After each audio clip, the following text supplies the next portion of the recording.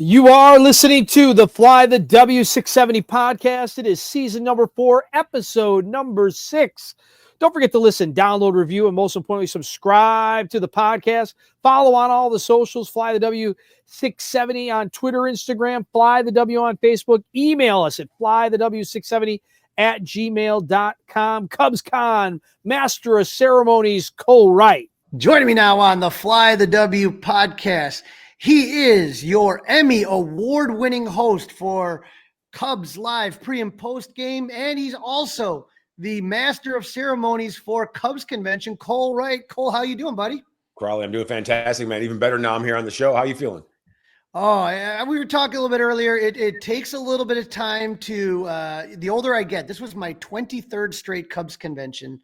It takes a couple more days for me to get the voice better, to get caught up on sleep. But I got to tell you, I think this was one for the books that you're just, people are going to remember this one long after it happened. Like when you start kind of thinking about the great Cub cons in history. Mm-hmm. Yeah, it was a lot of fun. I mean, just the fact that Sammy was back. I mean, 21 years, you've been to 23 straight. So you were there the last time he was around, and for him to be gone for so long and the thunderous ovation that he received. I mean, the only thing that was one step better was the ovation that Ryno got. Oh, I mean, how much better can it be to have Ryne Sandberg in attendance, looking healthy, ready to roll, and just for him to let everybody know that the applause and the ovation that he was given is the best medicine that he can get. I mean, it doesn't get a whole bunch better than that. I mean, I love Ryne Sandberg. He's one of the best. Well, Cole, it's funny because I'm there, I'm at the thing, and I'm at the Cubs convention opening ceremonies, and I watched it on TV, and it's cool, but it just doesn't compare. It's like a live concert, a live baseball game. When you're there, it's a completely different atmosphere. I don't think it's so like when Sammy came running out with the American flag, when he was announced as the class of 2025 Cubs Hall of Fame, along with Derek Lee, and he comes out with that flag, that iconic image that everybody remembers in 2001. I mean, the place just blew up, and the Ryno one, just unreal. And I laugh because, you said right after, because Tom Ricketts comes out, Wayne Messmer does his thing, but there's, they've started that the last couple of years of doing the induction or the announcement of the Cubs class of Hall of Fame. And then you have to follow that up. And you made a comment about that. Like, how do you follow that up of Sammy Sosa running around with the American flag first time in 21 years? How do you follow that up, Yeah, and it's funny because it reminded me of a scenario where there was the Bricks and Ivy event was at Tom Ricketts' house, and I was told that I had to fill in for Ryan Dempster as the auctioneer. This is last year, and I was like, all right, cool. Yeah, I've seen Demp do it. Like, I can take some notes. He's fantastic at it. Let's see if I can fill those shoes as best as I can. And they said, okay, at the end of the night, Eddie Vedder's going to give an impromptu concert. I guess it wouldn't really be impromptu if it was on the schedule, but either way, they said at the end of the night, he's going to close everything down with this concert. So I get there about an hour before I was supposed to go on. I had other things I had earlier in the day. And when I get there, Eddie Vedder's on stage. So I'm like, hold on a second. What happened is he doing one after at the end of the night too? And they're like, no, he's just decided to do it right now. So I'm like, okay, so I have to go on after this intimate concert by Eddie Vedder, a Rock and Roll Hall of Famer. So yeah, I had to go on after him. And then I was in between Oz Perlman, the illusionist. I don't know if you ever seen Oz Perlman, the guy who will grab something from like 1986 and it'll be in his back pocket. And you're like, how did this guy get that? Because this was in my house in 1986. And so I was in between a fantastic sandwich. And I don't know how I got smashed in between those two cats, but I told everybody I apologize for letting your spirits down in between here. So it's kind of the same scenario. They always have me go on after big time cats. So because they know you can handle it. Well, I don't know about that. I guess I'm an easy target. If they want to boo after that, then I'm the guy. Well, I got to tell you, I got to ask, this is now like your third straight year emceeing the opening ceremonies, right? Yep. And so when do you kind of start preparing, like putting pen to pencil, kind of looking at the list, coming up with ideas, nicknames? How long before that happens, or is it more spontaneous? Well, they send me a kind of a run of show because, everything is kind of planned out, but they have a rundown there's other things that are in teleprompter. You see that the big screen TV that's right there, but none of anything that I have is in that. So, I make sure I prepare for the opening ceremonies just like I would for Cubs Live or Cubs postgame live, the exact same way. So once I get the rundown, I have the list of names, who's coming where, and how everything is mapped out. From me getting the introduction, coming on stage, welcoming everybody in, give them kind of the play-by-play, blow-by-blow of what's to come. Then the intro of Wayne, the introduction of the Hall of Famers, and then go back out there and get everything started, starting with the alumni, the younger players, guys on the 40-man, the coaching staff. So, they give us that rundown and let us know what it's going to be. So I feel like that for me is I have my notes and I also have the rundown. And I always like to go, and I have a little piece of information on every single dude. So whether it's, I don't know, it's James Triantos or Billy Williams, I try to be prepared and some guys I don't need those stats for. Even if I don't need them, I always write them down just to kind of re-jog my memory. And, you don't have to look, and it's a little bit easier. So things like that always keep me in the know. Because your adrenaline's pumping. DJ Steve Smooth is out there playing the songs, and it's just like, you could just see it in these pictures that I took here. You are just fired up. Thank you. Yeah. I always try to think like, you have to play to the crowd, because I was speaking with Pat Hughes before, and obviously Pat, he hosted a Cubs convention or two in his day, and he was very complimentary. And, those compliments from Pat, the Hall of Famer, are always huge to me. But he and I spoke how it's not necessarily what we do. And a lot of people are like, well, you're supposed to be able to do that. I'm like, oh okay, I would agree. However, it's not like going in and hosting a TV show before or after a ball game, or even being on the field hosting that same show. Because when you go out there and you do that, aside from the introductions, the emphasis, and you're the focal point. Everyone's looking at you, as opposed to being in an empty TV studio with maybe just a few people there. Maybe there's a tour coming by, or even when you're at the ballpark, like they're looking at cats shagging balls, guys, getting ready for pregame. Like maybe there are a few eyes on, Cliff and I, or Joe and I, or Dex and I, whoever it may be, but we're not the main focal point. Like everybody came to see the game, like as opposed to Cubs convention, everyone came for Cubs convention. And, if I were to do a crummy job, which, I hope that would never be the case, like I would not be out there hosting Cubs convention again. So that's like, and Coom was like, man, it's like, I want to know where you get all this energy from. And I'm like, I had a few coffees today, and the fear of failure. So if you don't do the job the right way, we're going to take those duties away. So I feel it's an ultimate responsibility, and to be able to be out there for Cubs convention, and to be able to be that guy who gets it off the runway and keep those vibrations high all weekend. Well, I messaged you right away when that Sammy apology came out, and then Ricketts responds, and then we find out he's going to CubsCon. Did that take it up to a different level for you to know that Sammy was coming back, and just the length of time? That's the thing that always blew me away, is you just kind of forget how long it's been since CubsCon, but even since he's been in Chicago. Yeah, his absence can buy an adult beverage. 21 years. How crazy is that? And when you and I were messaging about him being back, and, I was coming back, we had to go into work that day.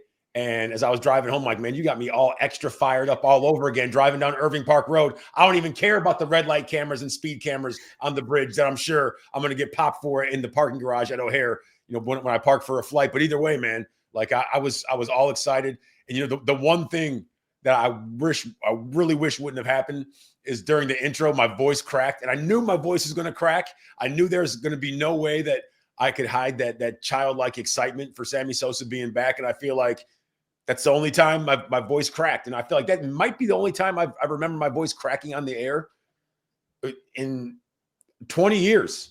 But I knew it was coming, and I tried to get through it. But I feel like it's just the excitement from within, and seeing Sammy. And when he ran out the first time, when Tom introed him, he came out of the, if you're looking at the stage, he came out of the right side from behind the curtain. I was standing behind the left side. So looking right at him when he ran out, absolute goosebumps. There'll always be the 15-year-old kid me that used to watch Sammy Sosa hit bombs and try to do that in batting practice and never be able to do that in games. So to see that cat there and be able to talk with him and be able to, to interview him and take a picture with my family with him afterwards. It's a pretty cool full circle moment. Yeah, and it was like, it's funny because that you mentioned that, because I know that we had Sammy over at Club 400 with Stu McVicker and those guys, and I got to work with him to sign auction items, and so my job was making sure right pens, he was signing the right places, the right inscriptions. And I've met a ton of players. I know you work with a ton of players, and it's just like, that was the first time a player's ever gotten me kind of like a little bit starstruck, that I was kind of like, oh my God. And then I saw Joe Johnson had Sammy for a signing over at during the convention. Same kind of thing. You could just see it in everybody, because all of us are roughly around the same age. I probably got a few years on a couple of you guys, but it was just that moment that like, again, I think it was just because of the absence and not seeing him for so many years and out of sight, out of mind, that we were all just at a different level when Sammy came. And so that was fun.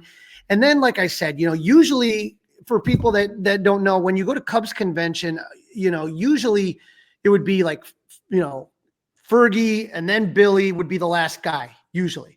But obviously with Ryno's health situation, just to have him come out last, and the ovation that he got, it was just nonstop. And you're trying to kind of keep going with the program. I mean, the crowd won't stop. And then the Ryno chants, and the way that he just kind of patted his heart and gave the thumbs up and everything. I mean, it was just so emotional. Absolutely. And just to be a fly on the wall of that, and to be a small part of it. I mean, it's like, we've all grown up Cubs fans, man. And to be able to be there, from the statue unveiling to this, it's I sometimes feel like, how did I get so lucky to be able to do this? And, as I said, like the 13 and the 15-year-old version of me never gets tired of this. As the 46-year-old version of me never gets tired of it either. Like, I talk with people, and they're always like, even when I go into work on my days off when my daughter and wife are out of town, like, people that I work with will be like, why are you here? You're off today. I'm like, because it's 87 degrees out and I've already got in everything I need to do for the day. What else would I be doing today except for watching the game on TV? But I might as well come to the ballpark because I get to go pretty much wherever I want to go at Wrigley Field. And I mean, that to me is nuts. I mean, we talked about, how my dad and I, we were able to go to the All-Star game in 90. We had to kind of sneak our way around after he greased the palm of a ticket taker. So, from someone who used to get into games like that and try to, when I was done with college, we used to wait around and see if anyone we knew that worked at Murphy's or Sports Corner had any extra tickets. So to be able to go to games like that in that capacity, that never gets old. So, I mean, it's surreal. And to be able to be around guys like Ryne Sandberg and Andre Dawson, like these are my heroes growing up. Like, these are the guys that my first number I could ever pick was number 8. And, whenever you switched around, like, you would always say, okay, now I'm Ryne Sandberg at second, you're playing second base for the day. And you get to interact with these guys and just see how special it is to be a part of a Cubs convention and what those guys bring to the table. And Ryno has been to 34 of 38 Cubs conventions. So, yeah. I mean, how nuts is that? The only time that he wasn't there was when he was with the Phillies organization. So that just shows you the dedication and the love that goes both ways. It's a two-way street. Now, one of the cool things about Cubs convention and opening night that Marquee has brought to the table is the blue carpet event, and you guys kind of broadcasting and have a lot of players come up and talk to you. And it's fun because, like, you're sitting there and you have the TV, so you could kind of watch it when you're in there. And one of the things, you got to talk to Craig Counsell, and second year coming around here, and I liked what he said when he was talking to you and Boog, where he said, bring on the expectations. And that kind of reminds me of Joe Madden a little bit, we want the expectations. That means people expect you to do well. Yeah. And you never would want to be somewhere where it's like, okay, well, this year we're just going to, let's see how many wins we can get in that last place slot. That's never the expectation here with the Chicago Cubs. And, I know there's other teams out there that seem to be doing a whole lot more spending. It's not even like they're seemingly spending more. It's that some teams are spending ridiculous amounts. And in all reality, not every team can do that. So I feel like for us to be able to go out there first things first and win the division, you can go out there, you can take the Central. Like I always tell like young kids that are in school that are looking to get into broadcasting, I would say all you need is a ticket to the game. So getting that degree essentially is your ticket to the game. And in baseball, that ticket to the game is a postseason berth. Mm-hmm. You don't always have to be the best team in baseball that year to go out there and find yourself battling for a World Series championship. And getting that ticket to the game right now is what they need, because they haven't had a ticket since 2020. And it was clearly a nosebleed ticket because, I mean, they got those tickets punched by the Marlins. So, you know, getting over that and getting another postseason win, I think is where we want to be right now. And you have to things need to be gradual. I mean, not everyone can be that team out West that has, you know, $1.4 billion in deferred money. That's not realistic. So, I mean, one guy that could help punch that ticket clearly, you got to talk to him, was Kyle Tucker. I don't think there was any Cub fan that wasn't excited to see him come to Chicago. Yeah. And he gets to experience CubsCon for the first time. What was it like talking with Kyle Tucker before Cubs convention? It was cool. I mean, he seemed like he was ready to roll. I mean, he seems like he's bought in. I mean, they didn't have to go to arbitration, and hopefully we'll be able to, you know, get him to a long-term deal. I just think that, you know, the one thing I wanted to be able to push to the forefront was the fact that these Cubs fans, man, like they're all about it. Like whether it was singing happy birthday or just for him to be on stage and see what a Cubs convention is all about and see how other teams, you know, they have fan fests. The Cubs have a convention. You know, it's like, you know, Fortune 500 companies have conventions. You know, things that are on a larger scale are convention worthy. And I feel like the Cubs fan base and, you know, what they bring to the table each and every single season, that is convention worthy. And I feel like, not to take anything away from the Houston Astros, but Kyle Tucker, I think now he knows that he's used to playoffs and World Series. He needs to bring that from Houston and make that a norm and a regular occurrence once again here with the Cubs. Another guy you got to talk to beforehand was Matt Shaw. And Cole, sometimes guys just look the part. You know what I mean? Like where you're like, okay, that guy's an athlete. He's a ball player. He looks like he's ready for the part, and who knows what's going to happen. Is there any other kind of player that you saw that you looked at and you were like, that he looks like, you know, the famous saying in spring training, I'm in the best shape of my life, right? Yeah. Was there anyone like, I felt like Jordan Wicks looked a little bit different. A couple other guys. Yeah. Yep. Was there anyone that you kind of looked at and you were like, okay, this guy looks like he's ready to play like today? Moises Ballesteros, he's slimmed down a lot, and we know how the bat talks. And hopefully, him slimming down, he added muscle, shed a little extra, and there won't be a big difference in what he's able to do in the batter's box. And hopefully, it elevates his catching game, because I feel like there's a time in everybody's life and career when they realize, okay, what I've been doing is fantastic. It got me here, but now I need to go and a little bit above and beyond. And I think that's where Moises Ballesteros is at. Porter Hodge, I mean, he looks like a dog, man. I mean, there's really no way around it. That dude's throwing, I mean, pepper flakes, and he looks like he's really ready to roll. He looked like he was in really good shape. I mean, I'm no strength and conditioning coach, you know, but looking at guys having played ball, you know, looking at other cats who, okay, something could really pop right here with this guy. And I feel like when you're in peak physical performance and you happen to throw triple digits, that never hurts. I mean, you know, another guy who throws gas, who was in much better shape, Luke Little. And I've been a Luke Little guy since day one when they drafted him originally, when they had him down at Driveline or wherever he was at, throwing, you know, 101 to 103. And everyone said, well, that's not a real 100, 105 or 104. Like, that's more like 100, 101. And I'm like, well, this kid's 19 years old and he's lefty and he's 6'8". I'm like, what? Who in the world sits there and discounts any of that? I'm like, well, he can only do it for like one inning. And like, this is what some scouts would say. And they would said bad body. And it's like, he's 19 years old. What 19-year-old that just came out of college that throws triple digits doesn't have a bad body? I mean, at some point, you're going to have to realize, okay, this is what it's going to take for me to compete against these big leaguers. And I think that Luke Little is right there. And I think when he's on balance and on plane and is driving downhill, and I think he's a tough customer to deal with, man. And like I said, I've always been a fan of his. And, you know, hopefully this year is the year we see him really be able, you know, take the reins on whatever role is offered to him. I would love to see him flourish this year, man. Like he and Daniel Palencia. But like, I like guys who throw gas. I do. I mean, it's tough to hit. And if you can mix pitches and you can do what needs to be done, that's the easiest way to throw water on a fire.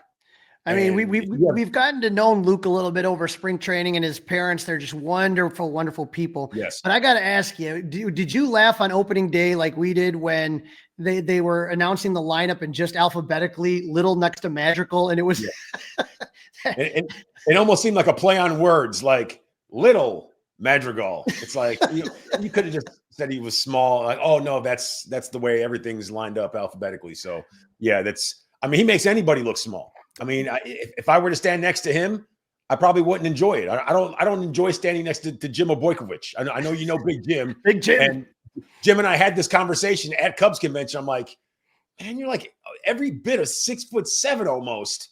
And at 6'3 3/4" or whatever it may be, it makes me feel small. I'm like, man, I'm gonna have to get away from you at some point. Like, let's just handle our business right here and let's move things along. And I know how he feels that way when he's standing next to guys like Luke Little, or it's anyone who's 6'8" or in that realm. It's tough. A little Tim Stoddard or Lee Arthur Smith. Absolutely. And Big Lee, like I said, he's got the biggest hands in the history of hands. I mean, I know that a baseball probably felt like, like a ping pong ball or something like that when he was sitting there gripping it. His hands are enormous. And like I said, it's not just are they big and long. They show you that they've done tons of work over the years. Like you shake his hand and you feel like, all right, I'm gonna need to go to the gym for at least 2 hours after this. And that was another thing for me that I think, with all the Sammy and and obviously with everything Ryno's going for, I think people kind of forget that we almost lost Big Lee. And to see him come back, it was, to see his teammates hugging him and all that stuff that he had a health scare, man. And it's just one of those things that so great to see him. And it was, like I said, when I look back to it, I think this is going to be a Cubs convention that definitely sticks in my mind for, like I said, 23 years. There's certain ones that stick out more than others. And I think this is going to be one of those in a positive way. And I'm hoping that this is when we are done with this season, we kind of said, okay, this is where it all kind of started, Absolutely. And I don't know what the other active or living Hall of Famer count for other teams is like, but I would go out on a limb and say the Cubs living Hall of Famer count, like with their legendary status. I mean, everyone that's a Hall of Famer is legendary, but there's something to be said it's a little different when Billy Williams walks in a room as opposed to Craig Biggio, if that makes sense. You know what I'm saying? Like, I feel like there's guys that you saw that interacted with other players of yesteryear. And when you get to see them and you get to interact with them or just have a quick glance of them, it's like, okay, Billy Williams is our closest link to Ernie Banks. Certain things like that. Like, I had the opportunity to meet Don Newcomb one time, and I'm like, well, that's as close as I'm ever going to get to meeting Jackie Robinson. So things like that. There's those bridges when you are able to meet certain guys.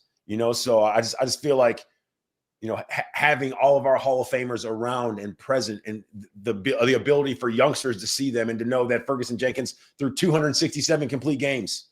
I mean, come on, that's bananas. Like I said, most people would love to be able to throw 100 games in their entire career, let alone 267 complete games. That's nuts, man. So to have those guys around and present and be able to have the next generation of Cubs fans see them, I think that's a pretty special thing. Well, I got to tell you, the Cubs and Marquee, just the way everything flows, just how they have it. Like I said, how they have everyone come out, and at the end, the Cubs Hall of Famers and then the Hall of Famers. You guys do just a tremendous amount of work to put on just a fantastic, Cubs convention. And like I said, this year was no different. And not only that, Cole, just how great you guys are doing everything with the Cubs Live pre and post. I feel like we're blessed to have the talent that we have in Marquee and really just enjoy watching the games. And when I can't be, even when I'm not at Wrigley, I'm at home watching. Like Marquee's on 24/7. You guys are just killing it.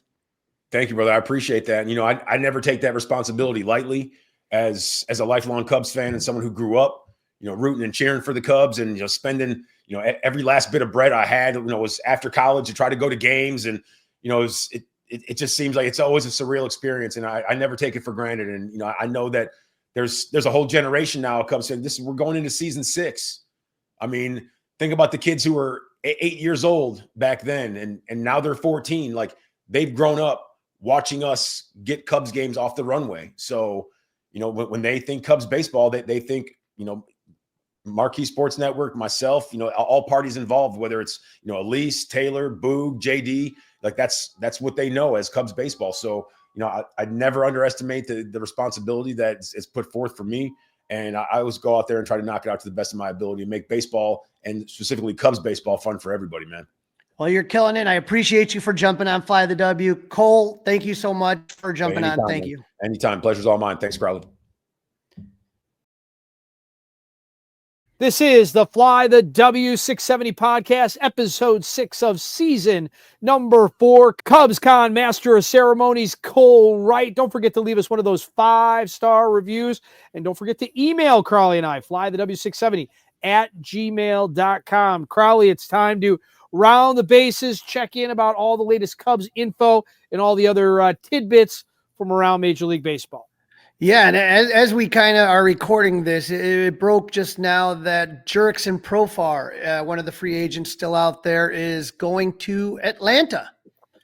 So Jurickson Profar, he's take him off the board. Take him off the board. Another guy off the board. But on Wednesday night, it was reported by Mark Feinsand that the Cubs were in agreement with veteran utility infielder Jon Berti on a 1-year, $2 million contracts with up to $1.3 million in incentives.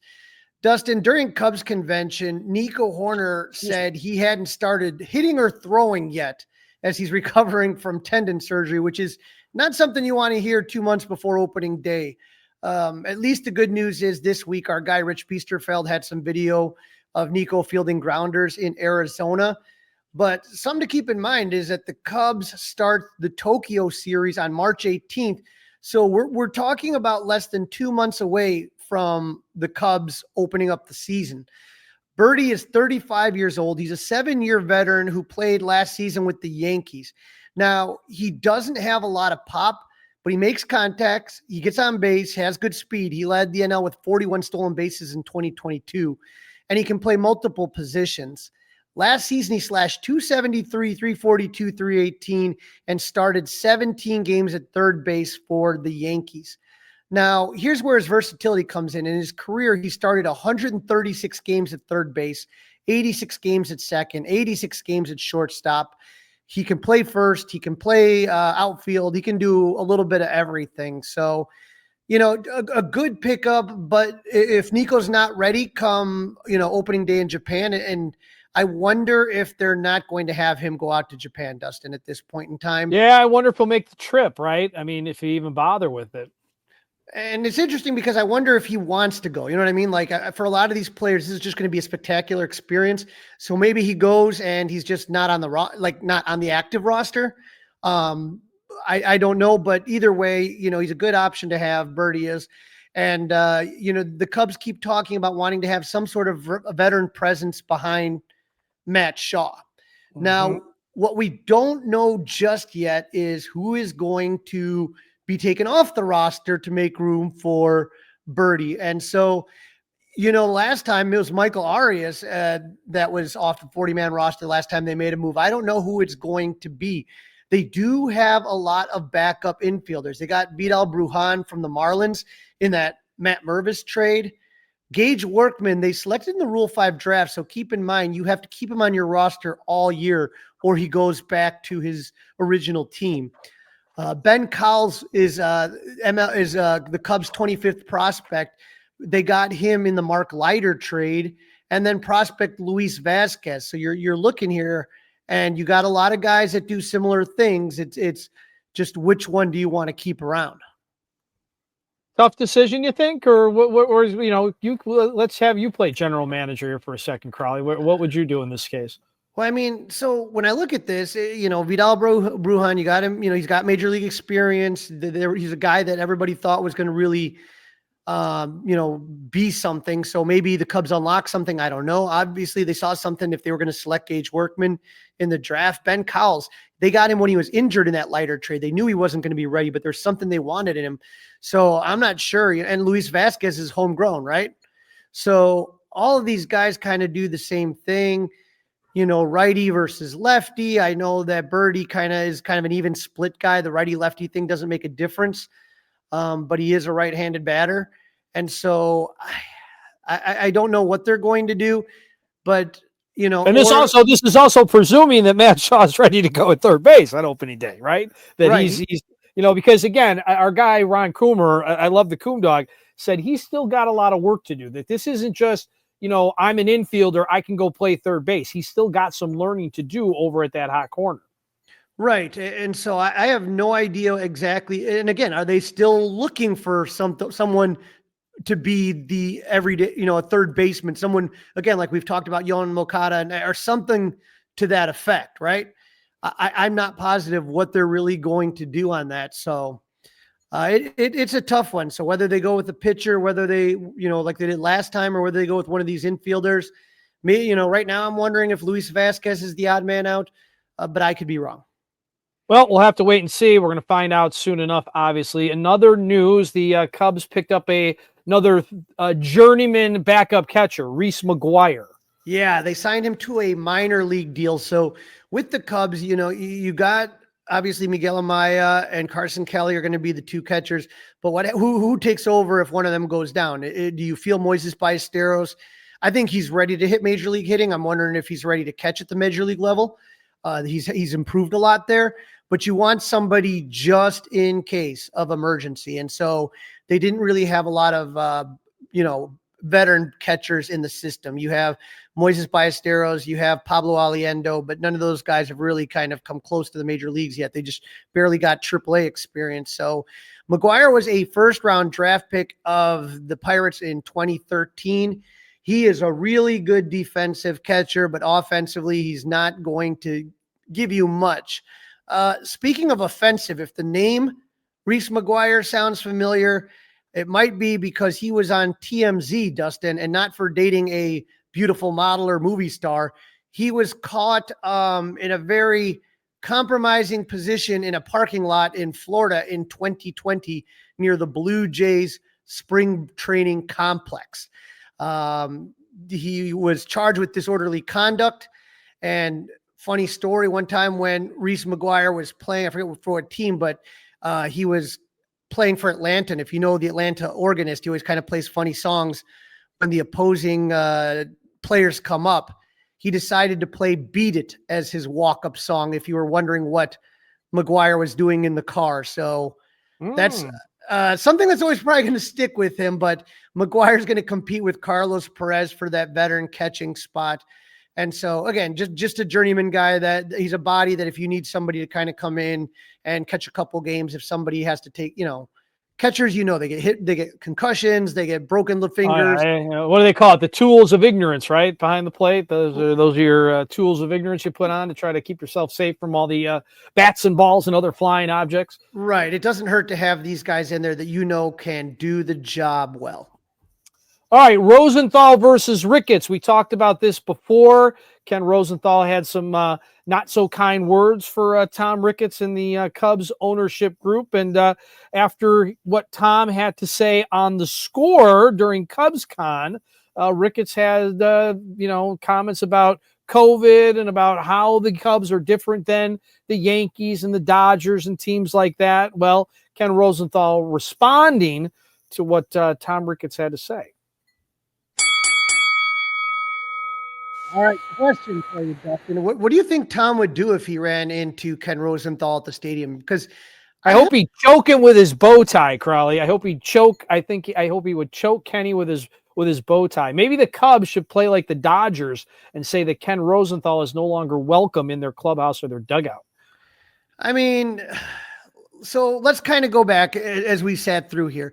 If this all starts with, like everybody else, Rosenthal has a podcast and he has a segment there, Dork of the Week, which how in the world does he have Dork of the Week? I mean, it's just preposterous. Dork of the Week. So here's his original Dork of the Week. Who's he? This guy's calling people dorks. Well, here's what he had to say. Dork of the Week, Ken. I'm going to go with Cubs ownership.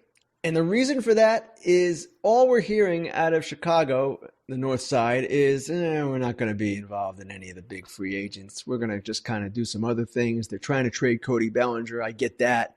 But where are the Cubs?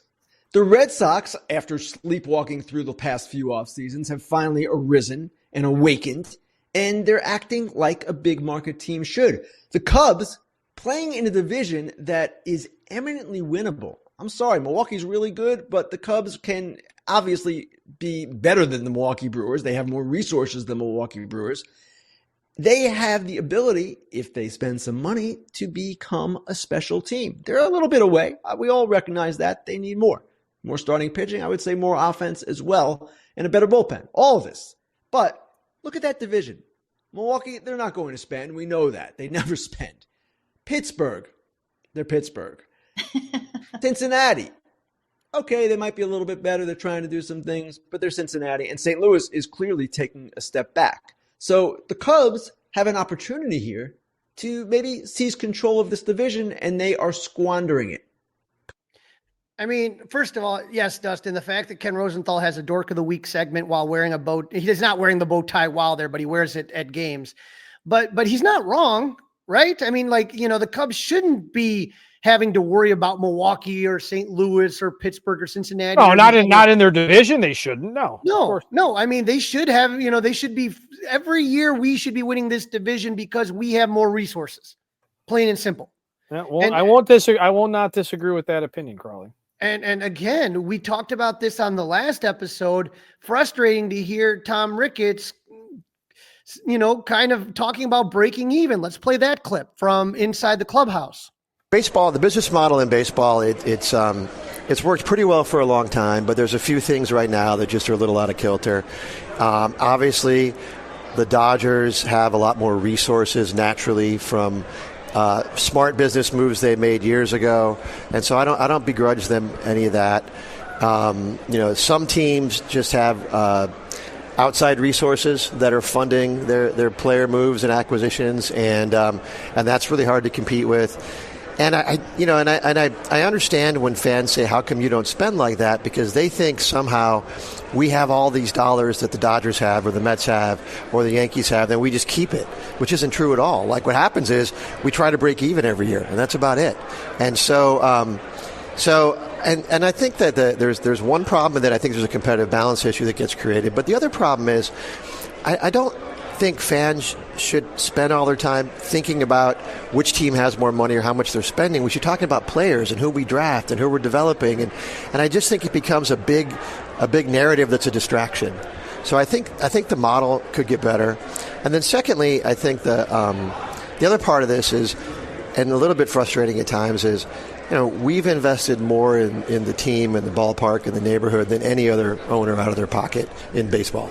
Like, we came out privately financing all the renovations at Wrigley, everything we do around Wrigley Field, roughly $1 billion. And no one has that kind of financial commitment to their team. And so when I have a fan come up and say, "Hey, you're cheap," or "You're open your wallet," or something like that, I just think they're just misinformed. And it's just I think it's just the wrong way to look at our ownership. So you brought up on the last episode, okay, what about the money? So is the Hotel Zachary, is that Cubs money? Right. Who's, concerts. The one I want, concerts. That's concerts? The one, concerts. How does concert money work? That's what I want to know. How does concert money work? Again, I am also not one of these people that would walk up to Tom Ricketts, because I respect Tom Ricketts. I also work in the media. I also work at the Cubs flagship. But even if I didn't, I wouldn't go up to Tom Ricketts and say, "Open up your wallet, you're cheap." Right. It's just dumb. Okay. They're not cheap. Have they spent money poorly? Yes, but they're not cheap. Listen, you don't have to spend $15 for a beer. Right. You don't have to buy the new Friday swag. You decided to come to Wrigley Field. I'm just saying they're not cheap. But they're not breaking even, Dustin. They're not struggling to break even. Let's be honest. No. I don't want to say that either. But I think the idea of open up your wallet, you're cheap, I think that is inaccurate. So again, no one's saying. I'm sure there's always people that are going to say stuff. Well, he just said that he gets people coming up. I'm sure he gets. I mean, so I'm saying, if you're listening, shame on you for doing that. In all seriousness, telling you, Dustin, is that you are going for doing that. You're going to get some whacked out Cubs fans every now and then do dumb things. I remember a few years ago, a lady told Theo Epstein he probably doesn't know who Ernie Banks or Billy Williams is. You always get some, kind of a little off kilter people. I don't doubt that. When you talk about cheap though, Dustin, no, not the 200 million. It has to do with the idea of we don't want to go past that first luxury tax while other teams are just blowing past it, not without a concern. And that, I think, is where people are mad to sit there and say, well, we're not going to be in on Juan Soto. Yeah, we're not doing that. That's too expensive. Oh, we're not going to do this guy because that's too expensive. I mean, that's where people kind of start to get mad about the spending.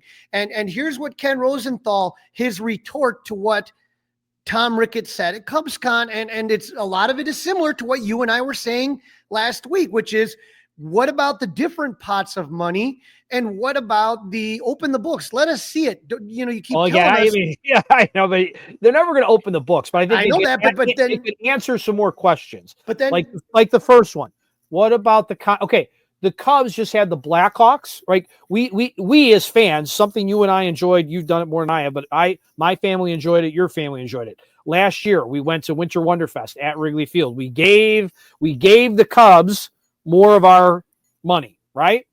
This year we couldn't do it because the Blackhawks invaded Wrigley Field. The Big Ten hockey invaded Wrigley Field. Okay. Now, again, my question, did that money go to that I think is a fair question.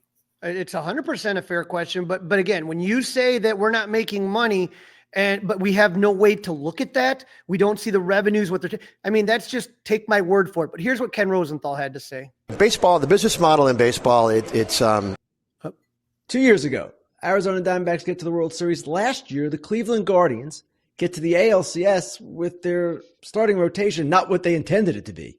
So, again, I empathize with fans in Cleveland and Pittsburgh and Tampa Bay, and I empathize with the situations those teams are in.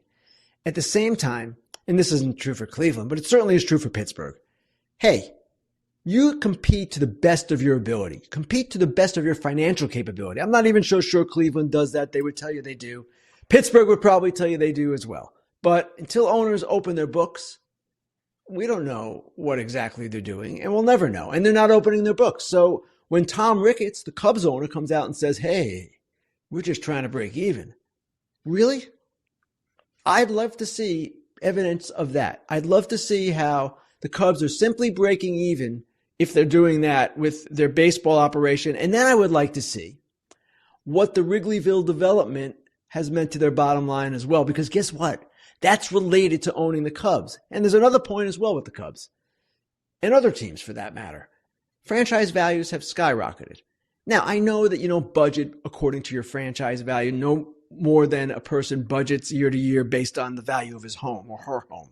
But at the same time, fans are tired of hearing, and I'm tired of hearing, that, oh my gosh, it's so hard. No, you're owner of one of 30 teams in a monopoly. You're doing okay.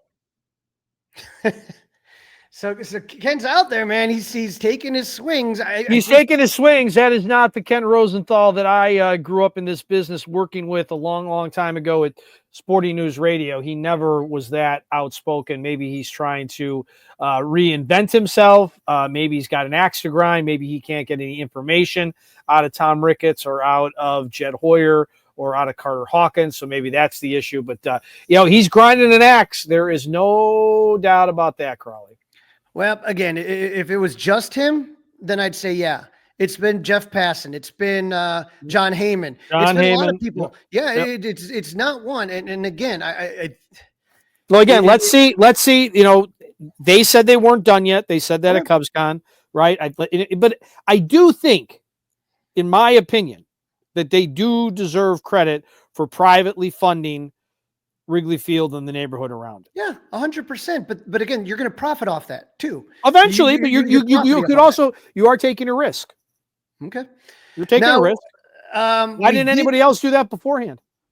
As far what, the Tribune company? Yeah, right. Well, I mean, they had money. They used to have a ton of money at one point. I would say more than anything, yeah, no, the Tribune company wasn't doing that. And we know the Wrigley family let Wrigley go into disrepair. And the Ricketts did ask for public money. They didn't get it. Right. So the option instead of running to the suburbs, right. Or doing something like that, they hit the bullet, for lack of a better term, raise some more private funding. Again, they got to pay back the people that bought in, right? They got to pay back loans. And again, as I always like to joke about, do you know how expensive concrete is, Crawly? Okay. I do. I just, to me, again, I feel like every time whether it's a scoreboard, whether it's the Motorola patch, what do we keep saying? As long as it, we keep doing this.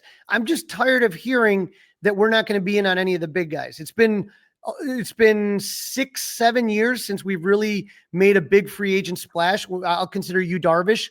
Let's see what happens with Kyle Tucker. That's fine, but I just don't want to wait 7 years before the next time we get a big free agent. But now, listen, this is you're not even going to have to wait. You're going to have to wait about 8 months. Okay, we'll not a year, not even a year. All right, let's talk about something else we can argue about: the Hall of Fame results. We made our predictions. I eventually conceded and said, okay, Ichiro Suzuki, no doubt about it. And then you could give me Billy Wagner. I'm still not so sure CC Sabathia deserves to be a first ballot Hall of Famer. Billy Wagner was on his last leg before he had to go to the Veterans Committee, despite the fact that he was a top 8 to ever do what he does at his position. But he's not been very good in the postseason, which I guess was the Achilles heel. Well, I had Ichiro Suzuki, CC Sabathia, Felix Hernandez, Andrew Jones, and Billy Wagner on my Hall of Fame ballot. And, you said Ichiro, and I convinced you on Billy Wagner. Yep, I was Ichiro and Billy Wagner. And so when it was announced, the class is Ichiro Suzuki, CC Sabathia, Billy Wagner, and Dave Parker will be joining them. And Dick Allen was elected posthumously. He passed away in 2020. But they're all going to be part of the Hall of Fame class, the last two from the Classic Era Committee. Ichiro and CC Sabathia will both go in as first ballot Hall of Famers.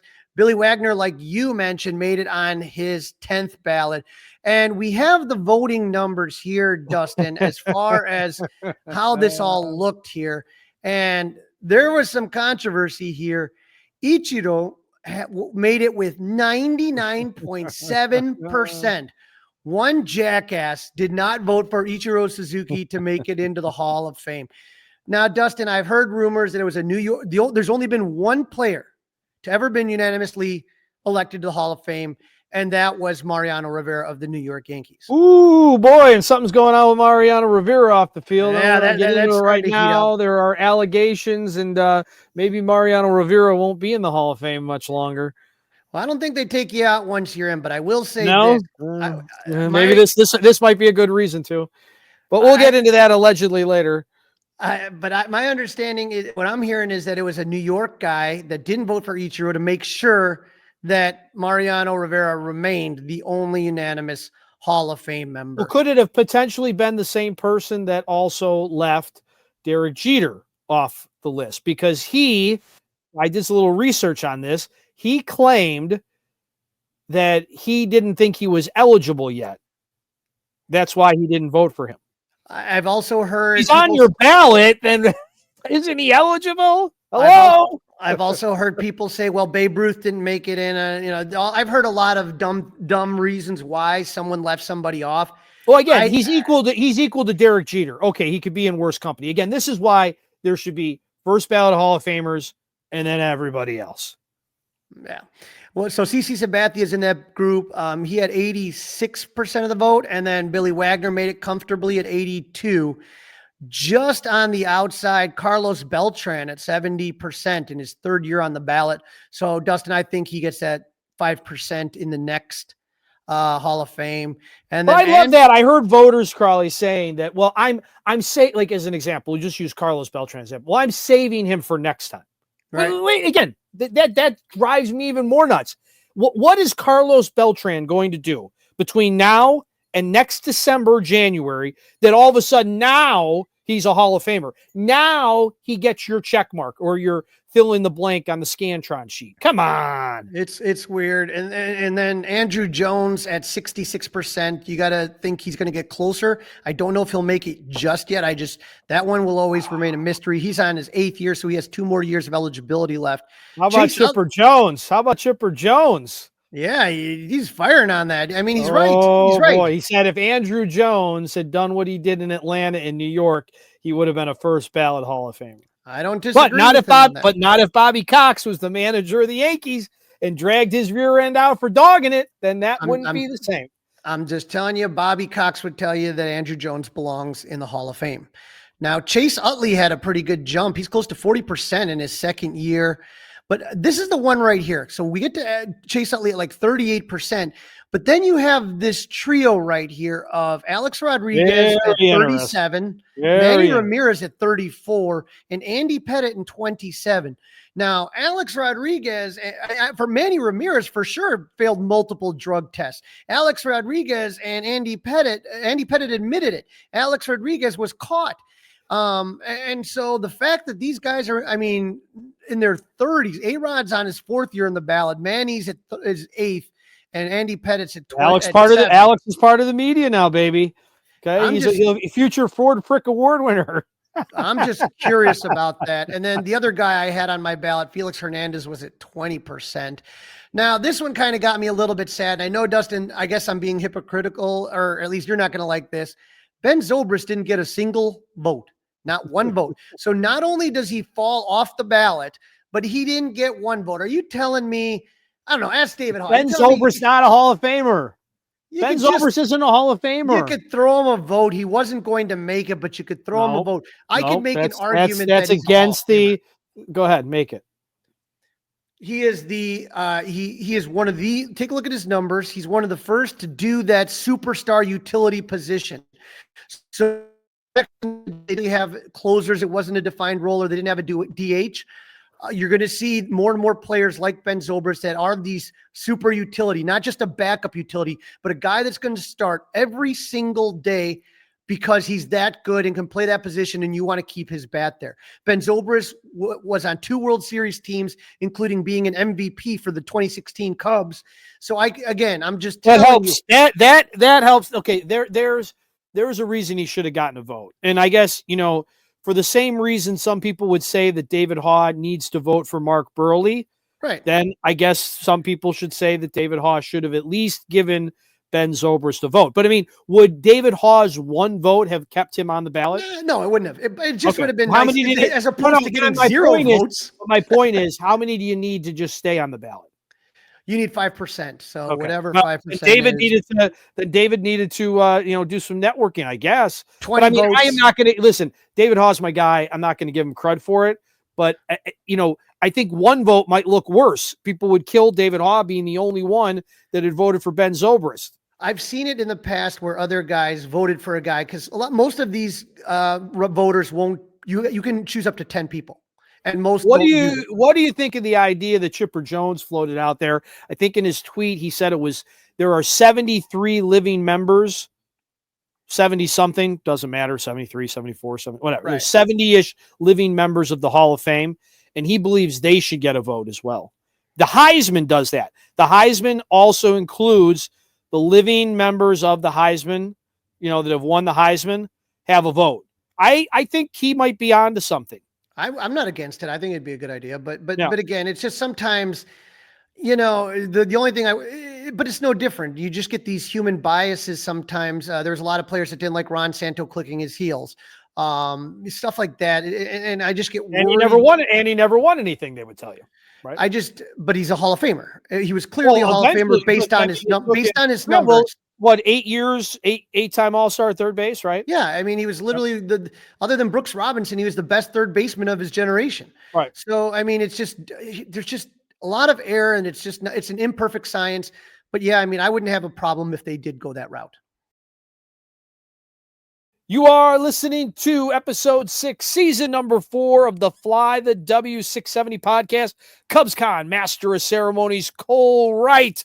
In this segment of the show, Crawly's got another great interview talking about the epic bidding war at CubsCon bingo over a Ryne Sandberg jersey that Ryno put on during the auction. In this segment, Crawly's talking to Ryan Cruz, the winner of the auction, talking about what an amazing night it was for him. Joining me now on the Fly the W podcast, I am happy to have on big Cub fan Rob Cruz, who was part of an extremely viral moment this weekend at CubsCon. Rob, you and I were talking. It takes a few days to recover the older we get, huh?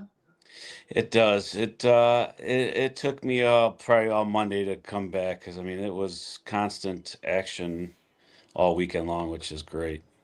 For some of them like you, how many times have you been to Cubs Con, would you say, in your life? This was my third one, Crawly. It's your third one. And so what do you think of Cubs Con now? You've been through 3, so you're starting to kind of get the hang of it. How would you describe it to our listeners, the experience? Unbelievable, an experience you cannot. It's hard to explain. You got to be there. The players are all down to earth. Everybody's there for one reason: to get signatures, to have a good time, to meet the players, wait in line, drink beer. I mean, that's what we do: wait in line, drink beer, and have a good time and play bingo. And that's that's what we do. I mean, wait in lines. And it was really, I think you probably would agree with me, from opening ceremonies and everything. It just really seemed like for Ryne Sandberg, Ryan's been going to a lot of these, but it was one of those things where I really felt like he was just kind of trying to take it all in. Sometimes, when you have to do something, like when it's your job, when it's rote, sometimes maybe you don't appreciate it. And then all of a sudden something in your life affects you. And all of a sudden you kind of just, I think he kind of took it differently this time around. 100%. We bumped into him eating at that burger place down on the bottom floor, and he was just down to earth, and you could tell the difference in him. But I think he was so honored to be there, and maybe you never know. I mean, hopefully it's never his last. Hopefully he's many, many more, but you never know. And he was just excited to be there, and just you could tell his face was just joyful of just being around all the Cub fans again. So were there any Cubs, obviously, besides Ryno, whose autograph you were looking to get this last weekend? Crawly, I try to get like 84 because I was growing up. I used to listen to the 84 Cubs on a little transistor radio in grade school. I mean, that's all I remember is Ron Say, Jody Davis, Rick Sutcliffe. I mean, we had a one-on-one because of the season tickets with Rick Sutcliffe. I don't know if you had a one. I mean, that guy is hilarious. He talked about throwing the ball at people on purpose. He talked about beating people up. People are afraid. I'm like, I guess everybody in this room is not going to talk bad about Rick because he'll kick our ass. Excuse me, sorry. I mean, he is just like Soto. When we had a one-on-one him last year, they're just down to earth guys, and they're funny. I mean, they're just good dudes.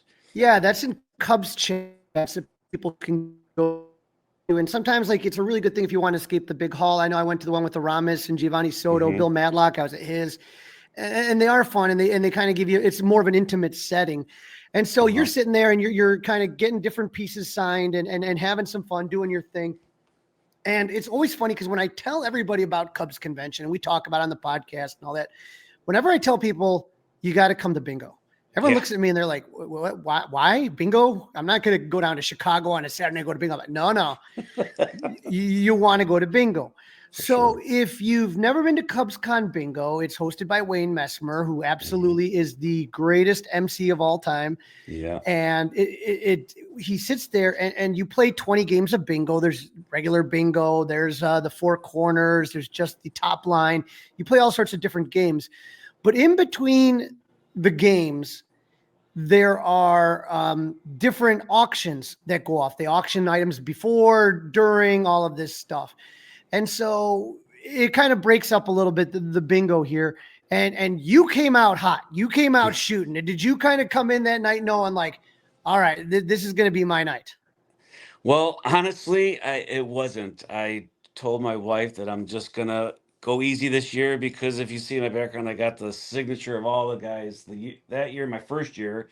So I spent a lot of money the last 2 years, but this year killed it all. I wanted to spend really nothing. But I had people knew I was from there from last year, and they remember me buying all the pictures from last year and all this. So I'm like, and then this guy goes with Ryno. Here comes Ryno, and I went nuts. And you know what? It's all for a good cause. It's for charity. I like to give back to charities. I'm in a lot of charity clubs out here where I live. I like to give back to the community.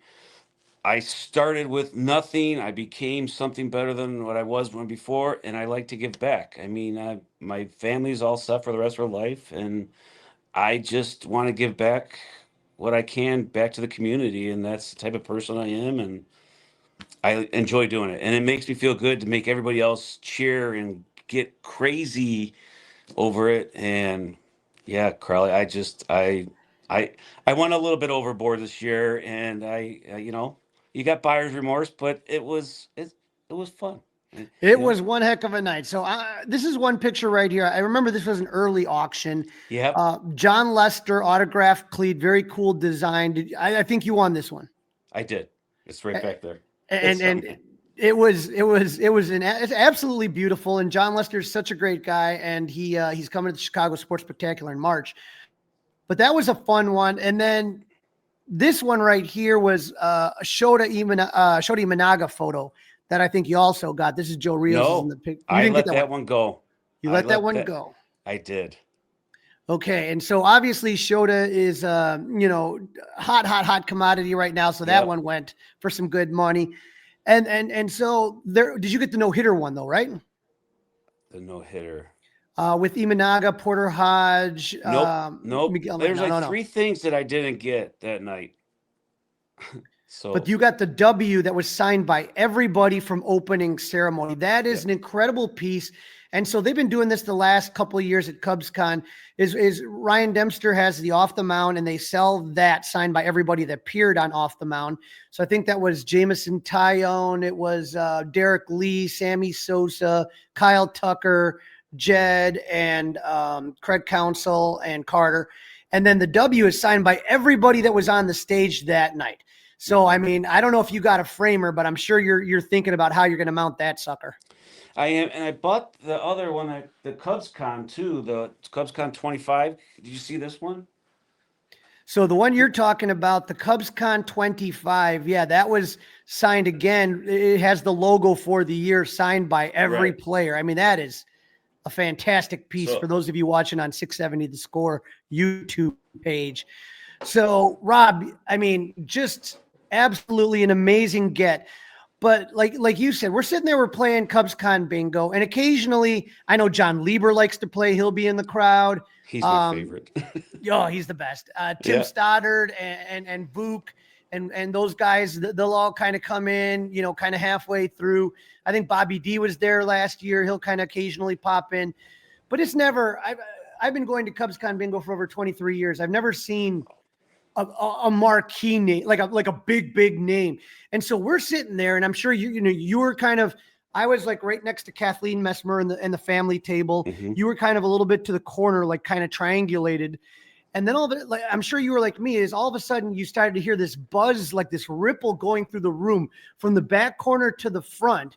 And the next thing you know, like at first I heard Billy Williams, but then the next I heard is Ryno. Yep. And once people started to realize, standing ovation from the crowd. Mm-hmm. Ryno's walking through there, and he makes his way up to the stage. And as he's making his way up to the stage, Wayne Messmer has an auction item. And this is a funny thing. I talked to Wayne afterwards, and here's what he told me. Swear to God, he said, Crawly, he said, I bumped into Ryno because Wayne was the PA guy in the 80s. And so he knows the 80s guys obviously really, really well. He said, I bumped into Ryno, and Ryno said, I'd never, all the years, Wayne, I've been coming to CubsCon, I've never been to bingo. And Wayne says, you got to come to bingo. You got to come to bingo. And so the Cubs worked it out that they were going to auction off a Sandberg jersey, and Ryno was going to come in. And so he came in, the red shirts came sprinting to make sure that the fans would kind of give him some space. And so Wayne starts to auction this, and Ryno starts making his way up to the stage. Now, I took video of this probably. Do you remember what the initial start was for that? I know it was low. It wasn't very high. 250? Maybe it was 250, 500. It started off, and then it just went up from there. We were just, for a while, just going back and forth hundreds, and then it went to thousands. And so here we go. This is the video from the bingo night, and here we go here. And yeah, that was the middle. So this is 6,500 is what the jersey's up for. And Ryno comes to the stage. Now you're in the middle of auctioning. Were you kind of paying attention, and did you see Ryno coming up to the stage, or did that kind of like get you more fired up?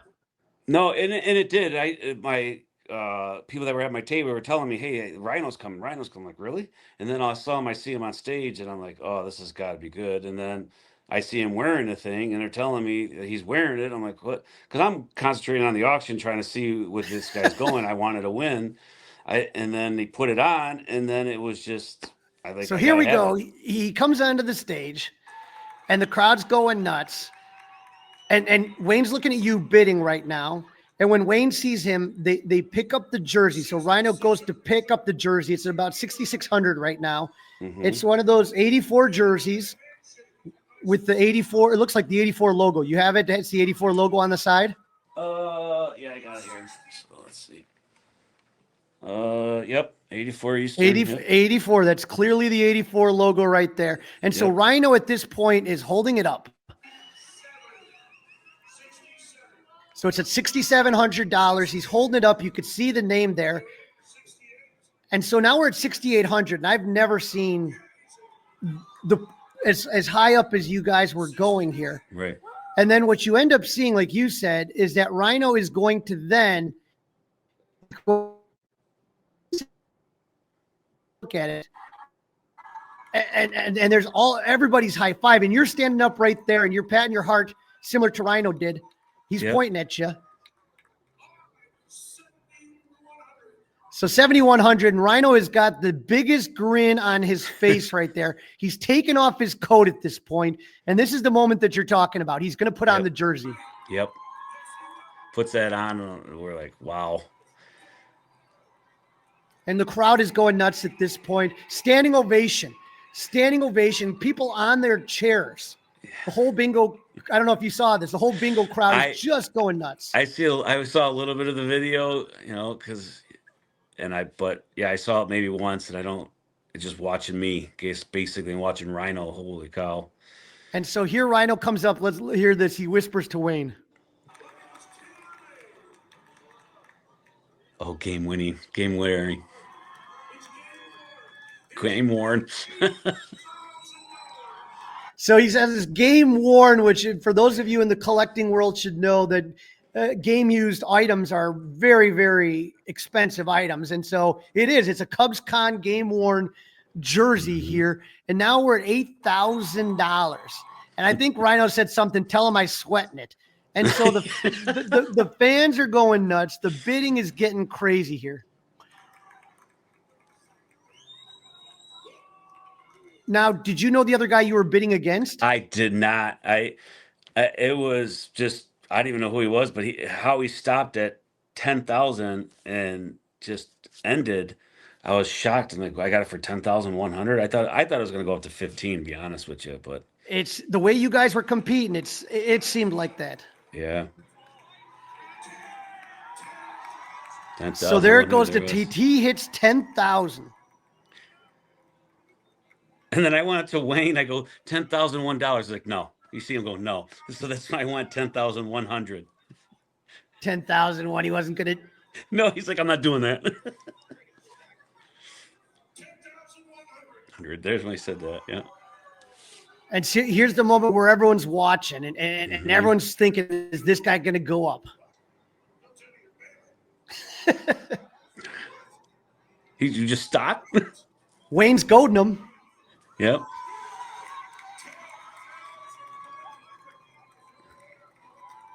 And there you are, arms up in triumph.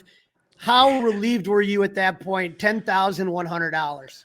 I was very excited, but like shocked that it went that high, and I went that high, and but it you know what? After thinking about it, calming down after a couple days of adrenaline, it feels good, and to get up on the stage to give Ryne Sandberg a hug and shakes my hand like a couple of times. He goes, "You're a good guy. Thank you." He kept on thanking me, and right there was just like something that I'll never experience in my life. Never thought I would be in that position to be hugging Ryne Sandberg. I mean, unbelievable. Hall of Famer, statue up front, it's Ryno. I mean, there's nothing. I mean, everybody who's a Cubs fan knows Ryno. And again, you and I both grew up at the same time period in the 1980s. I mean, for me, Ryno was my guy. Like he was the one when we were playing backyard baseball and all that stuff. That was the batting stance that you would try to imitate, right? And like I said, to see Ryno on stage and to see you getting that hug, I mean, it was just a moment.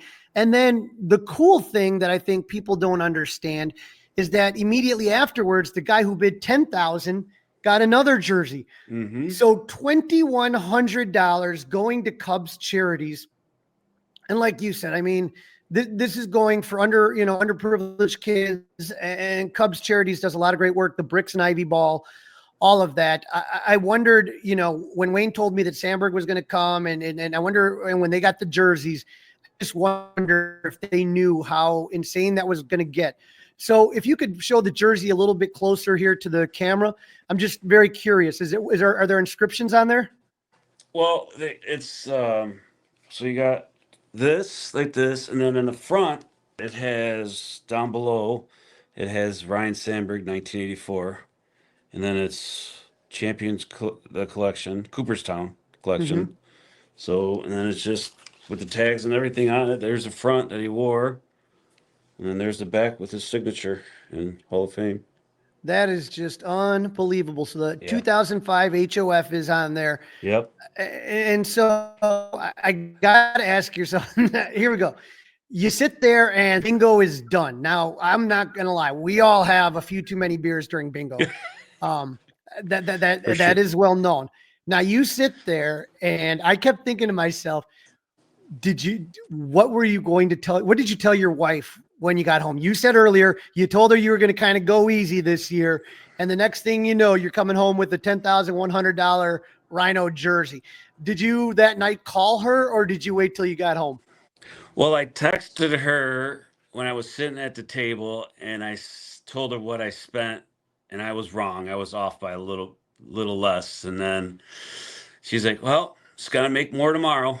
I mean, it's just, you know what? It is what it is. You live once, you live for today. You never know what tomorrow might bring. You never know. And I like Cubs. I like my nice things. Like I said, I work hard for what I get, and I work every day, and I'm here at work, and this is my office that you're seeing me in. So, I mean, I work, and I worked hard, and I started from nothing, and I brought myself to something in my life. So that's amazing. That's absolutely awesome, because it is. And you can just see us surrounded by me. I mean, sometimes we have our vices and, Mm-hmm. and, collecting memorabilia, but like you said, once that jersey's cool and you'll treasure it forever.